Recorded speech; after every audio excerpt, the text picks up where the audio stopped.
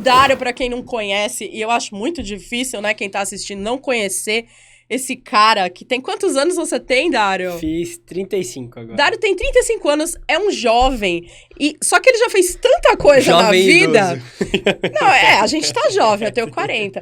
Mas ele já fez tanta coisa na vida que, assim, você juntou tudo, você empacotou tudo em 35 anos, Dário. Como assim? O Dário tem 5 restaurantes, galera. Vamos contar. O Madê aqui em Santos. Primeirão, Madê.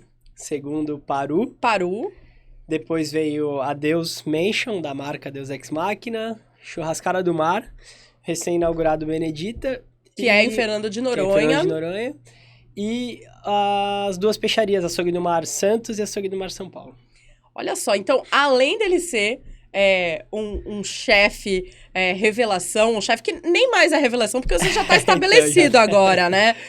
Você é um empreendedor aí que dá muito orgulho para nossa cidade, não só na gastronomia, mas também na sua visão de negócios, Dário. E eu queria começar esse podcast lembrando uma história. O Dário vai ser surpreendido agora por essa história, porque eu acompanho a carreira dele desde... talvez, quando que você voltou da Ásia? Foi em 2014. 2014. Eu fui visitar um restaurante aqui em Santos pra fazer uma matéria.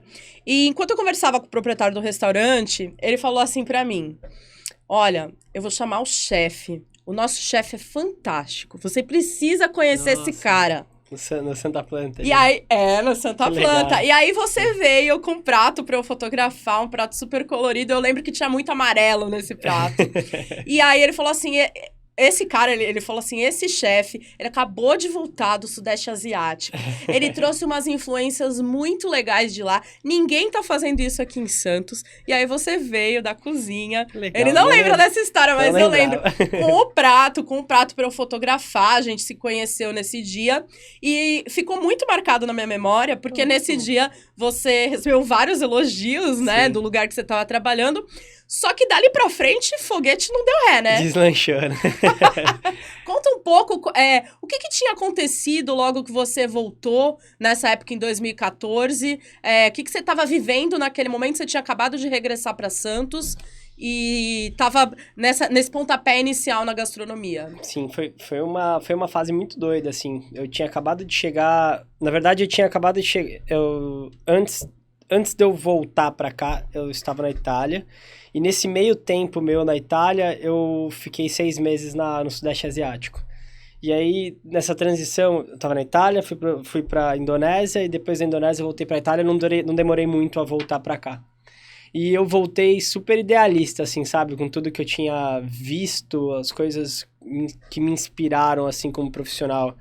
Às vezes as pessoas falam muito que existe um antes e depois da minha carreira em relação a programas de TV e etc. Pra mim, o antes e depois, ele veio antes e depois da Itália, antes e depois do Velho Mundo. E pra mim, foi por isso que eu contei essa história, porque pra mim, você apareceu nesse dia, nesse restaurante, né? E aí, cara, foi o lugar onde eu virei...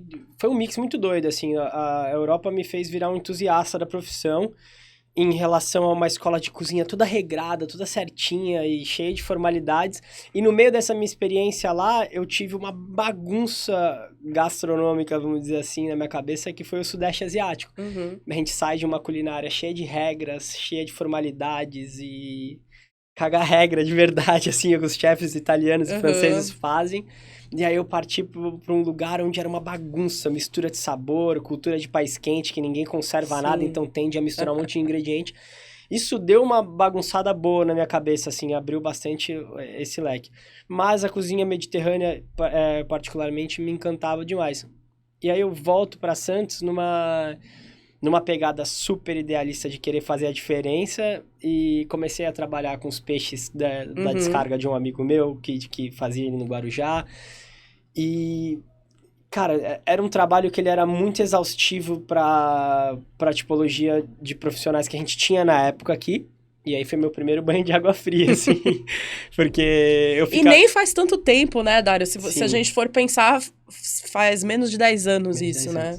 E aí eu me vi num cenário... Você já viu aquela série que se chama The Bear? Ainda não. Cara, você precisa assistir. Olha lá, fica a dica aí. Eu lembro muito dela. Vou até pôr aqui no chat, assistam The Bear. Porque eu lembro muito eu me identifico muito, porque eu me via com uma equipe que falava, o que esse louco tá fazendo? O que esse cara tá querendo dar trabalho pra gente e tudo mais, e todo mundo remando o contrário, e eu sozinho. Eu lembro de esse primeiro lugar, quando eu voltei, eu trabalhei num primeiro restaurante que se chamava Milani de Lui. Inclusive, esse restaurante, ele foi super, super emblemático na cidade, porque acho que foi o primeiro restaurante que teve um chefe de cozinha, né, com um nome em Santos, que era o seu Milani, que era um cara que fazia um estilo serviço à francesa, que ia na mesa e tudo mais. Lá no centro de Santos, super tradicional, super. Né?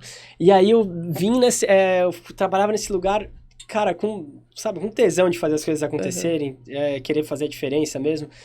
Lá, na Europa, especificamente na Itália, eu vi uma cena de pescados menores, pescados regionais, muito legal, que eram super valorizados lá e aqui ninguém valorizava. Então, como eu me identifiquei com aquilo, lá eu me identifiquei porque eu vi, cara, é a mesma coisa que eu tenho lá em Santos. Então, quando eu chegar em Santos, eu vou mudar o mundo, porque é um peixe relativamente barato. Qualquer dono de restaurante vai amar isso e os clientes vão se amarrar, porque eu vou trazer um peixe fresco pra caramba na mesa e tudo mais.